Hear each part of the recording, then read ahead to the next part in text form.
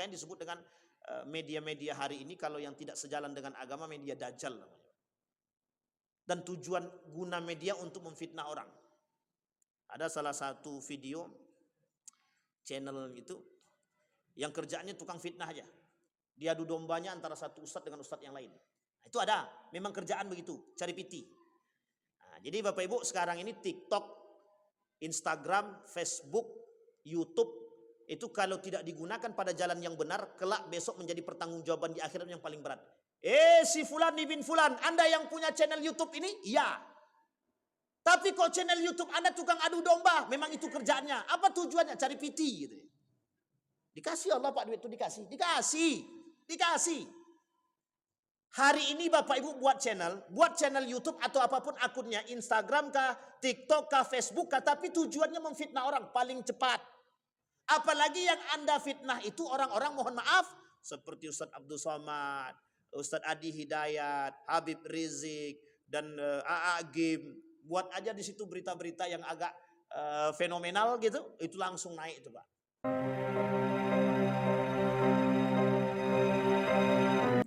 Assalamualaikum warahmatullahi wabarakatuh. Alhamdulillahi rabbil alamin. Alhamdulillahilladzi hadana li hadza wa ma kunna linahtadiya laula an hadanallah. Asyhadu an la ilaha illallah wahdahu la syarika lah wa asyhadu anna Muhammadan abduhu wa rasuluh la nabiyya ba'd. Allahumma salli wa sallim wa barik ala hadzal nabiyil karim. Allahumma salli ala Muhammad wa ala ali Muhammad fil alamin innaka Hamidum Majid.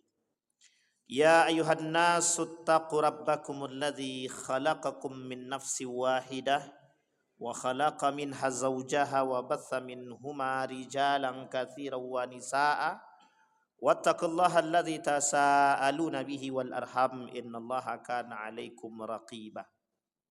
Puji syukur kehadirat Allah atas limpahan rahmat dengan mengucapkan alhamdulillahirabbil alamin. Berselawat kepada Nabi dengan mengucapkan Allahumma salli ala Muhammad wa ala ali Muhammad fil alamin innaka Hamidum Majid. Kita ucapkan barakallahu fikum.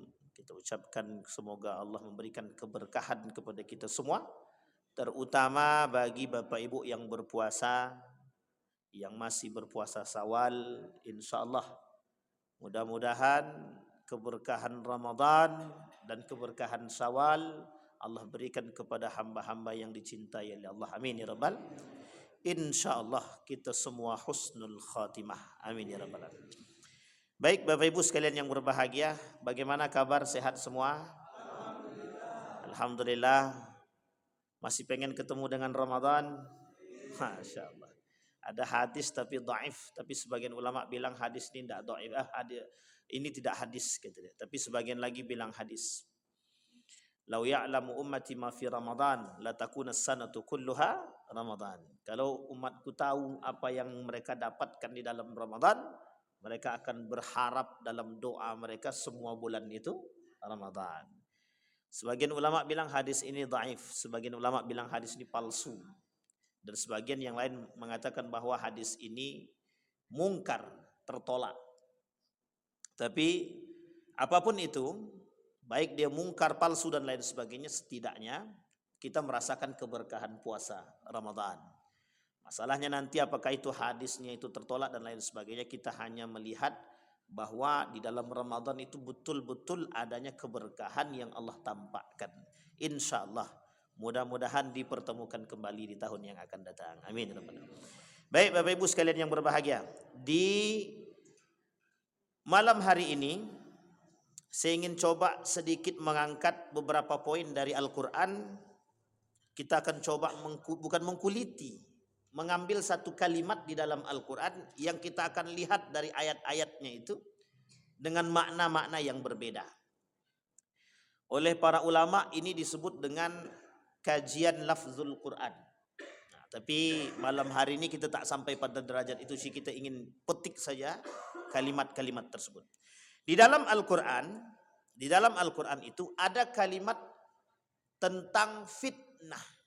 Judulnya, nama kalimatnya fitnatun. Apa namanya Bapak Ibu? Fitnah. Jangan dipahami dulu fitnah itu seperti yang ada dalam benaknya Bapak Ibu. Nah, karena di dalam Al-Quran kalimat fitnah ini maknanya banyak.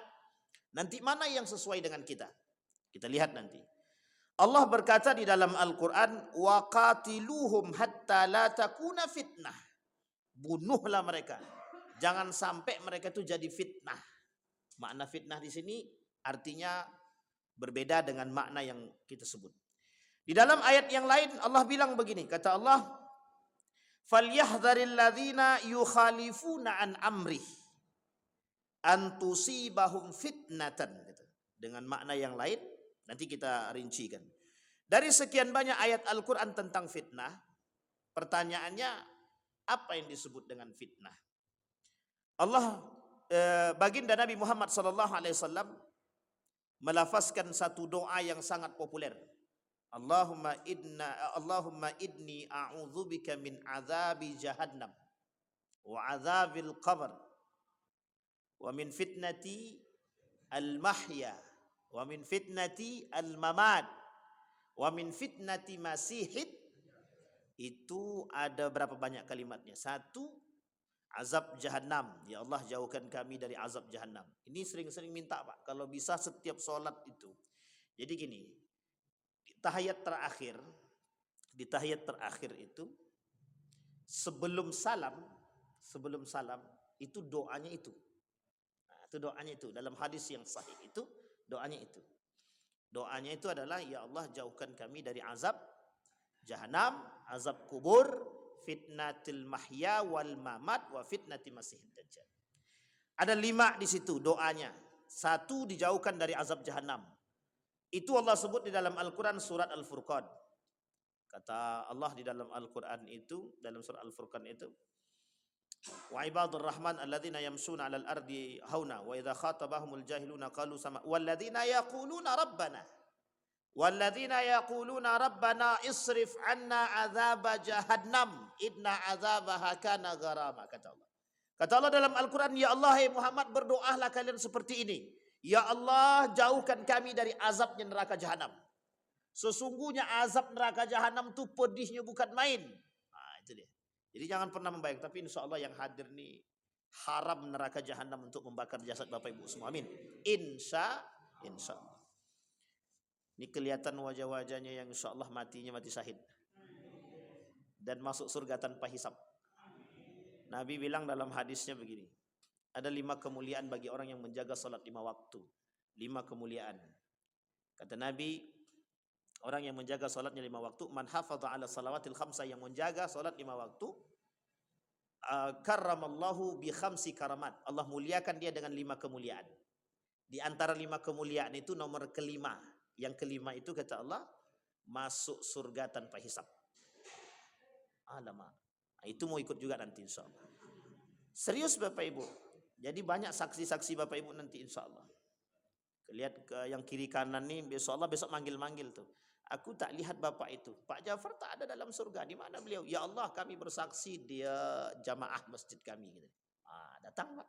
Itulah enaknya berjamaah tuh Pak. Kenapa Nabi bilang itu di akhir zaman tuh, kata Nabi, berjamaah lah kalian, berjamaah. Karena nanti yang narik kawan-kawan kalian tuh ya kita, kata dia. Tidak bisa kita. Tidak ada masuk surga sendiri-sendiri, tidak ada. Karena masuk surga itu nanti rame-rame. Kembali kepada poin kita tadi Pak. Doa yang pertama azab jahanam. Yang kedua azabul kubur. Ya Allah, jauhkan kami dari azab kubur. Orang yang suka melantunkan doa ini insya Allah Allah jauhkan dari azab kubur. Yang ketiga fitnatul mahya. Ini yang mau kita bahas. Fitnatul mahya. Apa itu fitnatul mahya? Kita lihat. Di dalam Al-Quran setidaknya ada 5, bahkan ada 10, bahkan 11 makna fitnah di dalam Al-Quran. Kita tak bahas semua, yang bisa kita bahas saja. Di dalam Al-Quran ada 11 makna tentang fitnah. Yang pertama maknanya adalah asyirik. Wa qatiluhum hatta la takuna fitnatun. Bunuh orang-orang kafir itu, kalau enggak nanti kita yang ikut kafir, kata dia. Tapi ini tak berlaku sekarang. Oh ya, ada orang kafir samping rumah kami Ustaz, berarti kami bunuh juga. Enggak. Itu jangan salah paham dulu. Kafir itu ada banyak macamnya.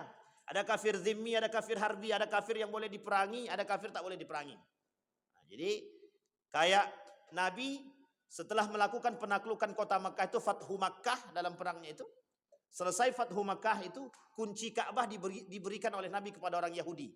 Karena turun-temurun pemegang kunci Ka'bah itu orang Yahudi. Setelah orang Yahudi melakukan masalah, diusir sama Nabi dari dua tanah suci, Mekah dan Madinah, barulah kemudian kunci Ka'bah itu diberikan kepada orang Muslim dan turunan Quraisy. Jadi Nabi masih banyak percaya kepada orang-orang kafir itu, yang kafir zimmi, kafir masih dalam tanggungan. Itu tidak boleh itu. Kata Nabi, yang menyakiti orang-orang kafir zimmi ini, dia telah menyakitiku, kata Nabi. Nah, jadi sama seperti orang-orang yang tidak punya masalah dengan kita orang kafir, baik dia. Jadi Bapak Ibu yang berkomunikasi dengan orang kafir, ya silahkan, tak ada masalah. Tapi kalau ada orang kafir yang bekerja sama dengan Amerika, terus Bapak Ibu kemudian ikut sama dia, itu masalah tuh. Kita tidak sampai ke situ, nanti goyang pelawak. Itu yang pertama, syirik. Kenapa harus kita bunuh orang kafir ketika itu? Perintahnya bunuh orang kafir, kalau tidak kalian yang akan dibunuh. Atau kalau tidak kalian akan menjadi kufur. Kenapa demikian? Karena kekuatan orang kafir Quraisy ketika itu tidak hanya kafir Quraisy, ada Yahudi, ada Nasrani. Yang kekuatan mereka ketika itu sangat perlu diperhitungkan dan dipertimbangkan, yang selalu melawan Islam ketika itu. Nabi hidup perlawanan keras. Di Mekah, di Madinah. Di Mekah Nabi sampai hijrah. Lawannya siapa? Kafir Quraisy. Bukan hanya kafir Quraisy, Yahudi, Nasrani, tapi yang paling kuat kafir Quraisy. Yahudi dan Nasrani tidak berkutik di situ. Meskipun Yahudi dan Nasrani ini adalah agama bagian mereka. Tapi sampai ke Madinah, hijrah Nabi Madinah. Di Madinah musuhnya banyak, tambah lagi. Tidak hanya kafir Quraisy, tambah Yahudi, tambah Nasrani, tambah orang munafik. Ini berat, banyak lawan Nabi di situ. Sehingga Nabi berhadapan dengan musuh-musuh semua. Sampai perintahnya begini, umirtu an uqatilan nasa hatta yashhadu, kata Nabi, aku disuruh bertahan. Tapi kalau mereka perang, aku perang. Kalau mereka perang aku dan aku tak perang, aku mati. Dalam bahasa kita nih mati konyol. Nih aku pasrah, bunuhlah aku nih. Itu mati konyol nama itu. Sama Pak dengan sekarang begitu. Kenapa kita harus melawan Zionis itu, Amerika itu? Kenapa? Ada alasan, ada. Mereka kalau kita tak lawan, kita dilawan. Sekarang tinggal pilih saja, Bapak mau tunggu kami pasrah dengan tekad kami, Pak Ustadz. Iya, Bapak dah tua. Yang muda-muda nih harusnya begitu. Mencuci otak anak-anak muda ini memang susah sekarang. Sudah terlalu menikmati dengan dunia mereka. Itu fitnah. Maka kalau kita tidak membunuh orang-orang kafir yang merusak kita, kita ikutan kafir, Pak. Contohnya apa? Orang-orang kafir yang merusak pola pikir kita, menyerang kita dengan pikiran kita. Itu kita harus lawan. Jadi tidak bisa. Bahasa lainnya begini. Bapak Ibu menjaga harta Bapak Ibu, harga diri, harga kehormatan keluarga, kehormatan agama. Kemudian Bapak Ibu punya harta, itu wajib Bapak Ibu jaga, wajib. Kalau ada orang datang merampas harta Bapak Ibu lawan. Mati Bapak Ibu dalam melawan, mati syahid. Mati syahid. Tapi kalau orang yang mau maling merampok kita tadi, mati di tangan kita, kita tidak berdosa. Itu yang boleh dibunuh. Nabi bilang, umirtu an uqatilan nas, aku diperintahkan untuk menyerang kalau diserang. Kalau tak diserang, tak boleh serang. Orang itu tak nyerang kita, tiba-tiba kita yang serang mereka. Misal, ada orang kafir samping rumah Bapak Ibu, mereka itu tidak ngapa-ngapain. Orang cuma ngontrak, aku ini benci kali, hina aku lihat muka kalian ini. Itu tidak boleh itu Bapak Ibu. Itu tidak boleh. Karena derajat manusia di hadapan Allah dalam hukum sosial itu sama. Bisa jadi orang yang kafir tadi masuk Islam, kita yang berubah jadi kafir. Sampai di sini paham ya? Sangat mungkin sekali. Itu yang pertama. Maka kata Allah, bunuh. Ulama Wahbah Zuhaili dalam kitabnya Tafsir Al-Munir mengatakan, kalimat yang dimaksud dengan fitnah di sini itu diartikan sebagai syirik ataupun kesyirikan, atau dimaknakan sebagai kufur pada makna yang kedua. Kalau kita tidak lakukan pembunuhan, kita yang kafir. Kemudian makna yang kedua, al-wajhul tsani, al-fitnatu yakni al-kufru. Sama dengan yang pertama tadi. Ibtigha al-fitnah, jauhi oleh kalian fitnah. Ittaqul fitnah, ittaqul fitnata. Jauhi oleh kalian, kata Allah, fitnah. Kalau tidak, dia akan masuk pada diri kalian. Kita ambil contoh. Ini mohon maaf. perlu iman yang kuat ketika berdiskusi dengan orang kafir. Perlu iman yang kuat. Jadi gini, ini cerita nyata dari Ustaz Adi Hidayat. Kata Ustaz Adi Hidayat, satu ketika ada seorang pemuda sekolah di tempat non muslim. Berjalan 1 bulan, 2 bulan, 3 bulan, dan dia berbaur dengan teman-teman muslim. Pada bulan yang terakhir, anaknya datang ke rumah orang tuanya cuma mau pamit. Pak, Bu, pamit, saya mau pindah agama, katanya. Coba bayangkan. Itu lingkungan tuh pengaruhnya besar, Pak. Pengaruh lingkungan tuh besar. Jadi pandai-pandai kalau dalam berbaur nih dan bergaul dan bermuamalah, pandai-pandai jaga iman. Kalau enggak goyang kita, Pak, akidah kita. Kalau tak kuat kita punya akidah, anak-anak kita goyang, Pak, goyang. Misionaris itu punya banyak cara untuk membuat orang-orang Islam ini keluar daripada Islam. Itu misionaris. Misionaris punya misi. Memang misinya itu bagaimana mengkafirkan kita, memurtadkan kita itu, sehingga terselamatkanlah gitu. Nah, saya tak mau bahas itu, tapi terlalu panjang nanti. Baik, al-wajhu tsalis, yang ketiga. Nah, ini poin pentingnya. Makna yang ketiga, arti fitnah di dalam Al-Quran yang ketiga itu adalah bala'ud. Apa artinya bala, Bapak Ibu? Bala, bencana. Arti bala, bencana ini ada 2 makna yang tersembunyi. Makna yang pertama, ketika kita berhadapan dalam keadaan hidup kita saat ini yang disebut oleh Nabi dalam doa itu fitnatul mahya itu ini. Fitnatul mahya, fitnahnya kehidupan. Apa fitnah kehidupan itu? Manusia berseliweran, Pak, hidup semua. Banyak fitnah kehidupan tuh, banyak, Pak. Anak, istri, harta, semua tuh fitnah. Fitnah bagi kita, sangat fitnah. Allah sebut dalam Al-Quran, inna auladakum wa azwajakum fitnah. Dalam kalimat yang lain, inna auladakum wa amwalakum fitnah. Anakmu, istrimu, hartamu fitnah. Pertanyaan fitnah ini apa? Diartikan 2. 1 balak, bencana. Yang kedua ujian. Bapak Ibu pilih yang mana? Yang pertama apa yang kedua? Bala atau ujian? Kedua-duanya, Pak. Tidak bisa. Karena kebaikan dan keburukan itu fitnah. Kata Allah, sesungguhnya kebaikan dan keburukan itu adalah fitnah. Kita ambil contoh begini.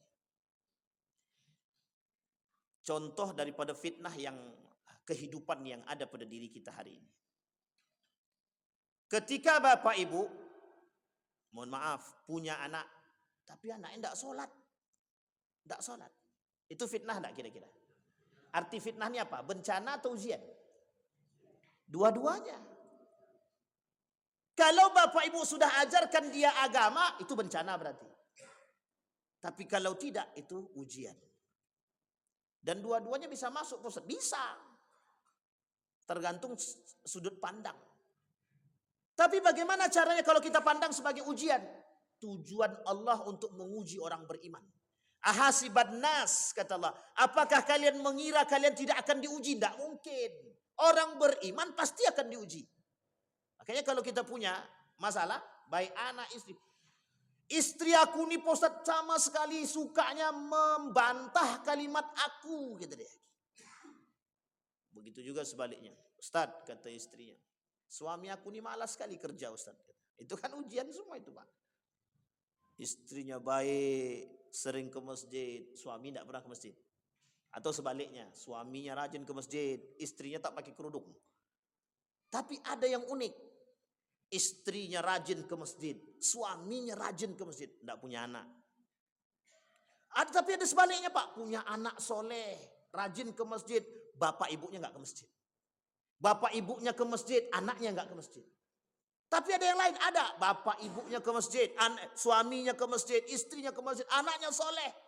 Tahu-tahu suaminya nikah lagi. Ujian juga. Fitnah juga, ya kan, Bu? Kata ibu belakang, iya, kata. Sunnah, kata. Oh, itu tidak ujian tuh, kata beliau. Ayo, itu pandai-pandai lah mana itu. Yang sanggup ya silahkan, yang tidak sanggup jangan coba-coba berkomentar. Itu yang kita takutkan itu sebenarnya. Tapi Bapak Ibu, ini semua kehidupan begitu. Kata Allah di dalam Al-Quran, tergantung pola pikir atau cara pandang orang beriman. Kalau dia orang beriman, rajin sholatnya, suami istrinya rajin, tapi kok dapat anak yang tidak benar. Lihat, itu ujianmu. Bagaimana cara Anda membuat dia beriman? Tapi mohon maaf, ada orang tua, dia rajin sholatnya, rajin ibadahnya, kedua-duanya. Tapi anaknya tidak pernah ditegur. Itu bala, bencana. Kenapa? Karena sholatnya, karena kesolehannya tidak mampu menggiring dia masuk ke dalam surga dia. Kenapa tak mampu? Pertanggungjawabannya, bapak, ibu, jangan sok-sok mau masuk surga. Kalian belum pernah menasehatiku ketika aku meninggal sholat. Ketika aku meninggalkan sholat. Berat apa tak berat? Nah, jadi bapak ibu jangan takut sama anak. Suami-suami jangan takut sama istri. Istriku yang tersayang, sholatlah. Jangan ngatur-ngatur bang. Ayolah, pandai-pandailah. Itu suami takut istri. Kalau istri takut suami itu wajar. Tapi kalau suami takut istri, wajar apa tidak? Salah sebenarnya, bukan begitu. Saling menghormati. Agak cari aman sedikit Pak.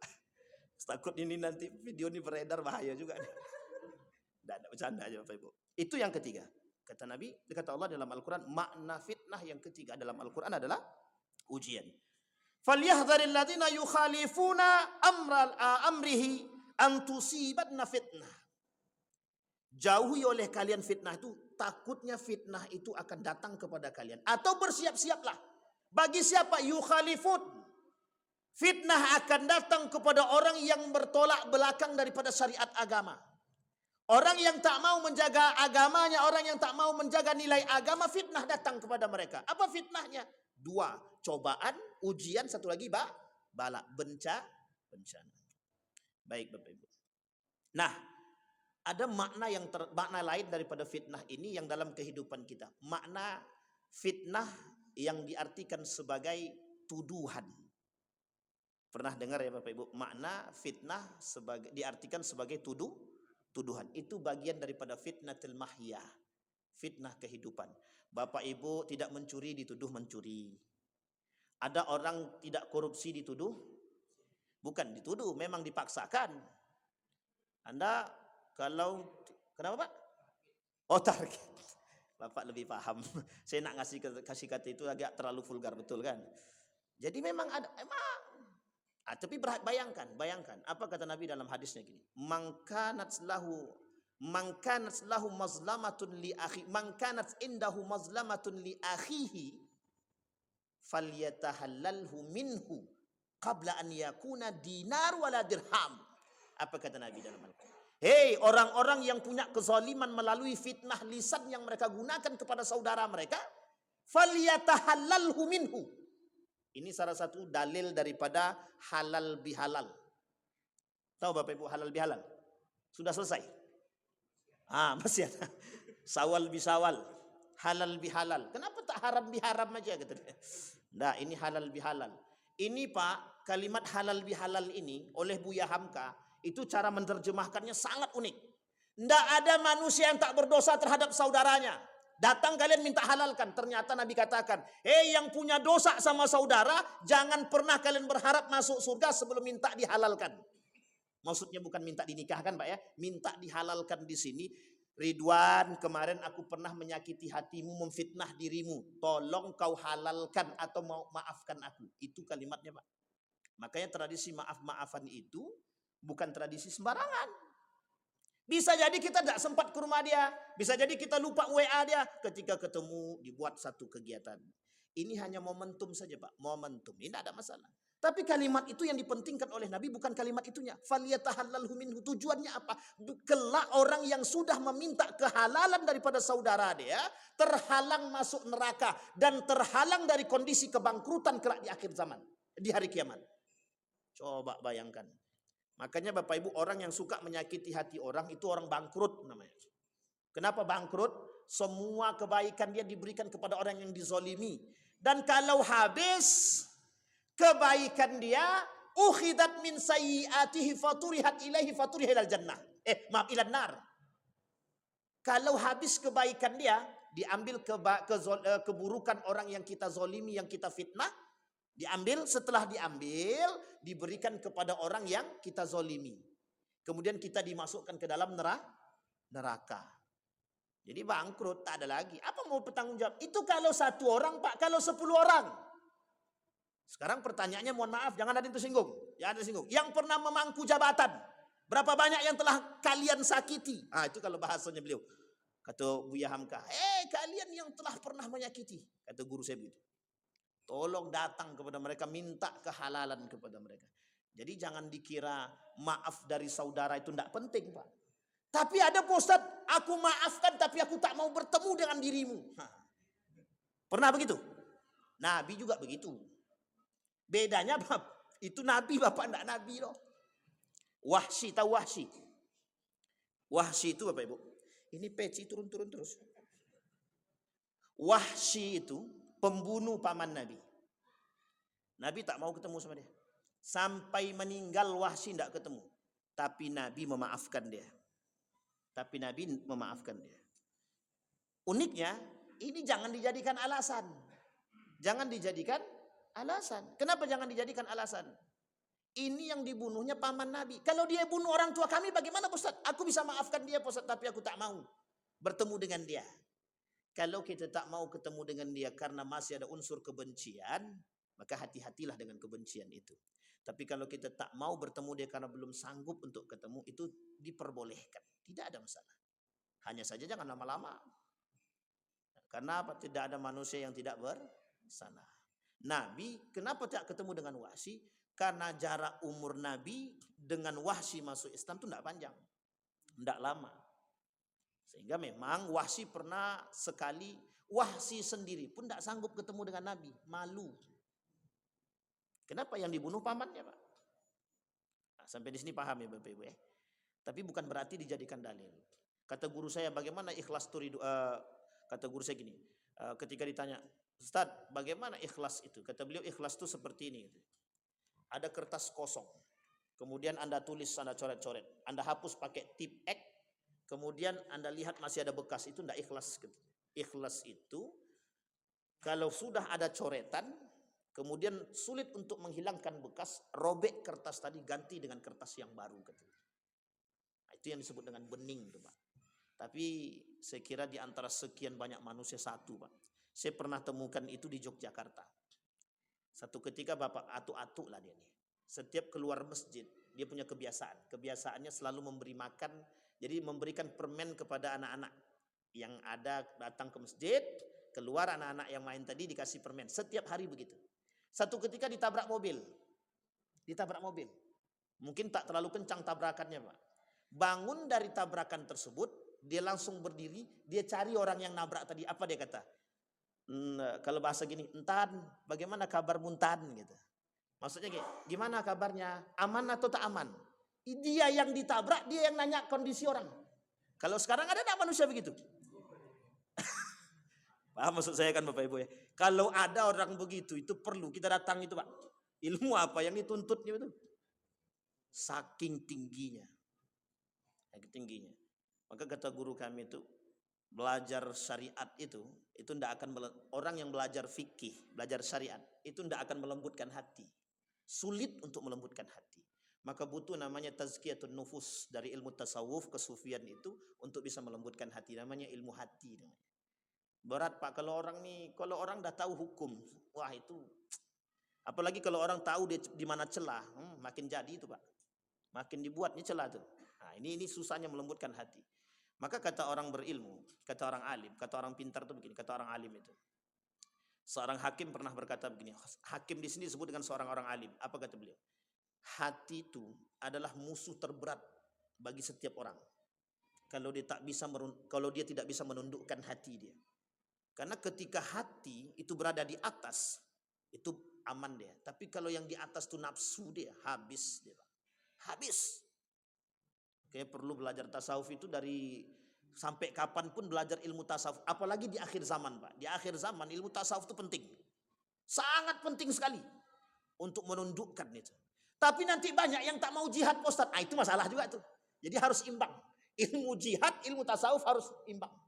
Kenapa begitu? Hati yang suci dan bersih itu juga bisa dijadikan satu senjata untuk menjadi seorang ahli mujahidin. Nah, ini penting Bapak Ibu. Baik, itu yang ketiga. Jadi maknanya adalah selain daripada bala, selain daripada ujian, ada makna yang lain, cobaan, kemudian bencana, kemudian makna tuduhan. Nah, Bapak Ibu sekalian yang berbahagia, keselamatan seseorang itu kan pada lisan. Saya ingin sampaikan poin ini Bapak Ibu. Hari ini fitnah terberat kita itu adalah lisan. Fitnah terberat kita adalah lisan. Saya tidak tahu Bapak Ibu bagaimana kondisi Bapak Ibu semua ini. Apakah kuat dengan keimanan bertahan dengan lisan dia atau tidak, kita tidak tahu. Ada orang yang dengan lisan dia bisa memfitnah siapapun dan menuduh siapapun tanpa ada sebab. Maka tidak salah Bapak Ibu ketika ada orang yang ibadahnya rajin tapi lisannya tak terjaga. Itu ada. Ada Bu. Kok ibu-ibu yang kuat bilang ada? Ini pengalaman. Dan tidak pengamalan. Nauzubillahimin. Ada. Tapi Bapak Ibu tuh skalanya kecil saja. Skala kecil. Skala kecil tapi dampaknya besar. Tapi perhatikan sekarang. Bagaimana kalau media-media yang di depan ini pandai memanipulasi? Bagaimana kalau media-media ini bisa memanipulasi? Kira-kira yang mendengarkan banyak apa sedikit? Misal. Bisa enggak saya katakan, ini contoh ya, ini kalau dipotong bahaya juga nih. Contohnya begini, saya bilang Pak Ja'far itu Syiah. Misal saya bilang, atau Pak Ja'far belakang ini. Kalau yang cuma di dalam masjid ini yang mendengar, itu tinggal maju saya ke depan dan saya klarifikasi. Pak Ja'far tidak Syiah. Selesai atau tidak? Sekarang pertanyaan bagaimana klarifikasi dengan begini. Yang nonton misal 2.000. Ya kalau orangnya yang nonton besok sama. Kalau orangnya nonton beda? Coba bayangkan. Fitnah berat hari ini itu Pak. Jadi cara meruntuhkan umat Islam itu lewat ini yang paling berat sekarang. Makanya disebut dengan media-media hari ini kalau yang tidak sejalan dengan agama media dajjal namanya. Dan tujuan guna media untuk memfitnah orang. Ada salah satu video channel itu yang kerjaannya tukang fitnah aja. Dia adu dombanya antara satu ustadz dengan ustadz yang lain. Nah, itu ada, memang kerjaan begitu, cari piti. Nah, jadi Bapak Ibu sekarang ini TikTok, Instagram, Facebook, YouTube itu kalau tidak digunakan pada jalan yang benar, kelak besok menjadi pertanggungjawaban di akhirat yang paling berat. Si Fulan bin Fulan, Anda yang punya channel YouTube ini? Iya. Tapi kok channel YouTube Anda tukang adu domba? Memang itu kerjaannya. Apa tujuannya? Cari piti gitu. Dikasih Allah Pak duit itu dikasih. Hari ini Bapak Ibu buat channel YouTube atau apapun akunnya, Instagram kah, TikTok kah, Facebook kah, tapi tujuannya memfitnah orang paling cepat. Apalagi yang Anda fitnah itu orang-orang mohon maaf seperti Ustadz Abdul Somad, Ustadz Adi Hidayat, Habib Rizik dan AA Gim. Buat aja di situ berita-berita yang agak fenomenal gitu, itu langsung naik itu Pak.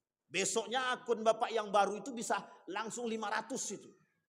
Itu kalau udah 1.000 bisa menghasilkan duit itu. Betul lah Bang? Nah, ini tanya sama mereka-mereka yang punya channel. Kalau sudah ada, memang itu tujuannya Pak. Kalau kita tak pandai menggunakan, jadi fitnah tuduhan terbesar hari ini menggunakan media lebih cepat. Itu sekarang. Bayangkan ketika dahulu keberhasilan Amerika memanipulasi dunia dengan media cetak. Coba. Itulah yang dilakukan oleh Yahudi hari ini. Dan Israel untuk memanipulasi dunia. Coba bayangkan. Sudah tertipu belum kita nih? Sudah. Kita nih manusia yang tertipu. Siapa yang menipu kita? Israel dan Yahudi. Dari mana sekian banyak Pak? Baik filmnya, pendidikannya, makanannya, kesehatannya, semuanya Pak. Kita ditipu. Media. Waktu itu belum seperti ini medianya Pak, media cetak. Orang tua kita beramai-ramai baca berita Pak, koran yang tertempel. Oh, dalam berita ini begini-begini. Buya Hamka ini ternyata suka mengkritik pemerintah. Bagus, jebloskan dalam penjara. Dia tak tahu kebenarannya Pak. Lewat media. Sekarang saya tanya, sebagian besar mata orang melihat Buya Hamka salah atau betul? Ada enggak yang pandang Buya Hamka salah? Ada enggak yang pandang Buya Hamka benar? Coba bayangkan. Hanya karena media. Apa pernah Bapak Ibu lihat Buya Hamka masuk penjara? Kan tidak. Tapi bagaimana berita yang tersebar? Begitu, iya sama. Kartosuwiryo. Kita tahu bahwa Kartosuwiryo itu pendiri DII. Daulah Islam Indonesia. Atau bahasa lainnya Negara Islam Indonesia lah. Tapi pernahkah kita tahu siapa Kartosuwiryo itu? Harus Pak, begitulah. Maka yang berkata Nabi dalam hadisnya itu, di akhir zaman itu berilmu itu tidak penting. Yang paling baik di akhir zaman itu mengamalkan. Karena yang paling berat itu mengamalkan ilmu. Kenapa begitu? Orang berilmu banyak, yang mengamalkan sedikit. Kalau dulu, zaman dulu, itu yang dipentingkan apa? Amal apa ilmu? Ilmu. Kenapa orang berilmu sedikit? Kalau sekarang orang berilmu banyak, yang mengamalkannya sedikit. Sekarang saya tanya Bapak Ibu, sederhana saja. Berapa banyak masjid di Pekanbaru? Dan berapa banyak kajian di Pekanbaru? Per hari, bukan per minggu, per hari. Berapa banyak masjid yang mengadakan? Pertanyaannya, sekian banyak prosentase, kita anggap 1000 prosentasenya. Berapa banyak yang kembali kepada jalan yang betul, dan berapa banyak yang tidak kembali. Dan berapa banyak yang stagnan, dan berapa banyak yang tidak mengerti dan yang paham. Itu poinnya Pak. Jadi, kuncinya di situ. Itu fitnah, Ustaz. Itu fitnah kita memang hari ini begitu. Makanya sekarang pandai-pandai. Pandai-pandai kita melawan. Jadi fitnah-fitnah tuduhan itu jangan didiamkan Pak, dilawan. Tapi kami tak bisa melawan Pak Ustaz. Cari tahu kebenarannya. Dari siapa? Tanya kepada orang yang kredibel. Misal, betul enggak Muhammad Hussein Gaza itu Syiah? Misal. Ini kan tuduhan terbaru nih yang lagi viral. Dituduh bahwa Muhammad Hussein Gaza yang ikut menyuarakan tentang Gaza itu dituduh Syiah. Sekarang pertanyaannya, yang tidak kenal, oke, dia tak bisa bersuara. Tapi bagi yang kenal, jangan diam. Saya lihat kemarin muncul satu video dan Facebook kawan saya yang kenal dekat betul dengan Muhammad Hussein Gaza, dia sampaikan, saya bersaksi kepada Allah bahwa dia bukan Syiah. Nah, itu bagus Pak begitu. Itu yang penting Pak. Tapi yang salah itu adalah orang yang tahu, tapi dia diam aja. Ada orang yang tahu diam karena takut, ada orang yang tahu diam karena cari aman. Itu paling banyak. Yang nomor 2 itu. Ada orang yang mengerti, tahu dia, tapi dia lawan. Mana yang paling baik? Yang paling baik? Ya Bapak Ibu yang jawab. Kalau saya jawabnya, nomor 1 Pak. Karena kebatilan harus dilawan.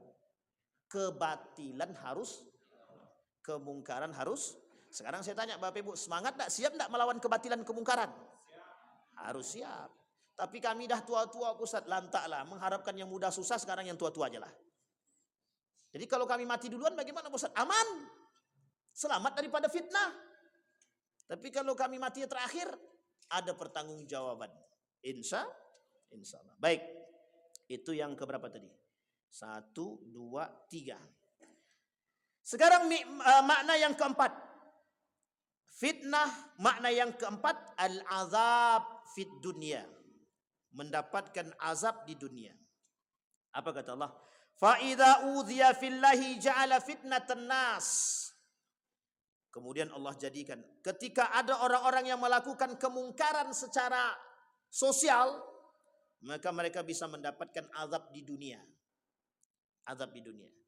Jadi Bapak Ibu, ada dosa yang memang ada azab yang memang Allah balas di dunia. Tahu Bapak Ibu apa itu salah satu dosanya? Salah satu dosa yang azabnya Allah segerakan di dunia, orang yang durhaka sama orang tua. Yang pertama. Yang kedua, orang yang main riba. Yang ketiga, pencuri. Itu Allah segerakan hukumannya di dunia. Allah segerakan, azabnya Allah segerakan di dunia. Orang yang mencuri hak orang lain tidak akan pernah mengalami keberkahan dan akan Allah kembalikan dengan model yang sama. Dia ngambil harta orang, rampas, orang akan rampas harta dia. Coba bayangkan. Termasuk orang tua yang terzolimi oleh anaknya. Allah ganjar langsung di dunia. Anak yang durhaka sama orang tuanya Allah ganjar di dunia. Orang yang melakukan riba Allah ganjar di dunia. Bukan hanya di dunia, tapi di akhirat juga Allah tambah. Dua-duanya dapat. Tapi kan orang tidak takut. Tidak takut. Di dunia dia dapat tetap tidak takut juga. Di akhirat makin tidak takut juga. Allah itu kan belum terjadi, Ustaz. Itulah masalahnya manusia sekarang. Karena belum terjadi makanya dia Allah paling surga dan neraka tak ada atau tidak. Ada buku judulnya fenomenal. Judul buku itu ternyata surga dan neraka tidak pernah ada, kata dia. Tapi jangan dibaca, jangan dicari. Cukup saya aja yang baca. Karena takutnya terpengaruh Bapak Ibu. Oh ternyata surga dan neraka tidak ada. Berarti kami ini tidak ada gunanya ibadah. Kata dia. Jadi ateis awak sudah. Nah, namanya penulis buku itu namanya Wawan Setia. Ternyata surga dan neraka tiada. Dulu pernah juga ditulis oleh Mustafa. Seorang ahli teknik dulu. Sarjana teknik. Kembali ke Agus Mustafa. Kembali ikut kemudian bertasawuf, tasawufnya mungkin tak cukup modern, menuliskan buku salah satunya itu ternyata Adam dilahirkan, kata dia. Itu tanda tanya. Tenang Pak, tenang. Itu tanda tanya. Itu kalau sempat disebar luas bahaya juga kan. Baik. Azab. Nah, Bapak Ibu sekalian yang berbahagia, apa kata Allah? Tsumma inna rabbaka lilladzina hajaru min ba'di ma fatanu. Kata Allah di dalam Al-Qur'an, tsumma inna rabbaka, sesungguhnya Tuhanmu lilladzina hajaru, bagi orang-orang yang berhijrah daripada ketidakbenaran menjadi yang benar. Maka kelak akan menjadi fitnah bagi mereka. Apa fitnah bagi mereka? Mereka akan ditiadakan daripada azabnya dunia. Jadi gini Bapak Ibu. Kebaikan itu fitnah, keburukan itu fitnah. Jadi orang yang berhijrah dari keburukan menuju kebaikan itu juga fitnah. Apa fitnah? Fitnah menuju kebaikan. Kebaikan itu sendiri bisa jadi fitnah bagi diri dia. Artinya apa? Fitnah itu arti kebaikan fitnah di sini ada disebut dengan sebagai ujian. Bisa dipahami Bapak Ibu. Jadi kebaikan itu juga uji. Makanya baik itu ujian, buruk juga ujian. Dapat anak ujian, tak dapat anak ujian. Sekarang yang paling besar, paling berat yang mana? Ujian ada anak atau ujian tidak ada anak? Jangan dibanding. Karena setiap orang tidak akan bisa membandingkan. Hanya saja bagi kelompok tertentu hari ini tidak punya anak itu lebih baik. Ya, ada kelompok tertentu namanya child free. Kelompok yang tidak pengen punya anak. Dan itu sekarang sedang digaung-gaungkan di Indonesia. Nah, salah satunya yang telah menggaungkan Singapura. Yang gak pengen punya anak. Menikah suami istri, kami gak pengen punya anak. Anak itu malah petaka, katanya. Nah, tapi itu kan melanggar fitrah Tuhan sebenarnya. Tapi memang kalau ditanya, memang ada kewajiban punya anak? Memang gak ada memang. Bapak Ibu carilah dalilnya. Wajib punya anak, gak ada tuh Pak. Cuma itu menentang Tuhan. Artinya menentang fitrah. Dan ini fitnah juga. Fitnah bagi kita juga. Coba bayangkan ketika kita dihadapkan dengan orang seperti itu. Ditanya, emang ada kewajiban punya anak? Anda sama sekali nggak pengen punya anak. Itulah, punya anak juga kali lagi. Banyak juga anak lagi. Kan orang tua zaman dulu begitu juga Pak. Punya anak 12. Orang zaman dulu punya anak 12, 13, 9. Rata-rata di atas 5. Orang sekarang punya anak 1 stres. Orang zaman dulu punya anak 12 malah senang. Orang zaman sekarang punya anak 1 stres. Orang zaman dulu punya anak 12 wajahnya makin muda. Orang zaman sekarang punya anak 1 sudah kayak punya anak 20. Nah, coba bayangkan tuh. Jadi lebih berat fitnah sekarang daripada fitnah dahulu Pak. Ditambah mungkin dampak pada makanan dan lain sebagainya. Kenapa begitu? Pengaruh Pak. Pengaruh pikiran. Orang zaman dulu menganggap anak itu rezeki. Orang zaman dulu menganggap anak itu keberkahan. Orang zaman sekarang anak itu malah petaka, menjadi beban, menambah menguras rezeki dan lain sebagainya. Siapa yang mengatakan begitu kepada kita? Kaum liberal Pak. Dari program apa? 2 saja cukup. KB. Saya tak salahkan KB. Tapi kalau KB itu mengatakan lebih baik daripada punya anak yang lain, itu salah. Ini yang membuat kita hari ini begitu. Tahu Bapak Ibu kenapa Israel, Yahudi pengen menghancurkan umat manusia? Karena pada akhirnya nanti manusia itu ingin mereka kecilkan.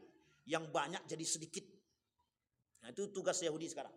Jadi kerjaan Yahudi sekarang itu cuma 2. Memiskinkan dan membuat jumlah manusia semakin sedikit. Bukan semakin banyak.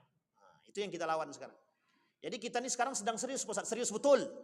Jangan dianggap main-main. Jangan dianggap main-main. Nah, kapan waktu kalau kita ketemu kita sampaikan karakternya kaum-kaum Yahudi itu Pak. Biar Bapak tahu sejarah pembangkangan, pengkhianatan mereka itu. Wah itu Masya Allah. Nah, ini kalau kita teruskan panjang ceritanya Pak. Sampai 1, 2, 3, 4. Yang keempat tentang azab fid dunia. Allah segerakan. Apa maksud fitnah di sini? Makna fitnah di sini adalah azab bagi siapa? Bagi mereka yang melakukan kezaliman terhadap manusia, baik kepada orang tua ataupun kepada sesama manusia. Allah segerakan azab mereka. Bapak Ibu sekalian yang berbahagia, dari poin ini Bapak Ibu, kita sama-sama jaga. Semua yang Allah berikan kepada kita ini adalah ujian. Ini yang disebutkan oleh Nabi dalam hadisnya fitnatul mahya, ujian kehidupan atau fitnah kehidupan. Semua yang berada di tangan kita menjadi fitnah. Hanya saja orang beriman harus kuat menjaganya. Itulah kuncinya. Iman. Kembali kepada Al-Quran dan Sunnah dengan cara yang baik. Insya Allah Allah kokohkan iman kita, Allah kuatkan.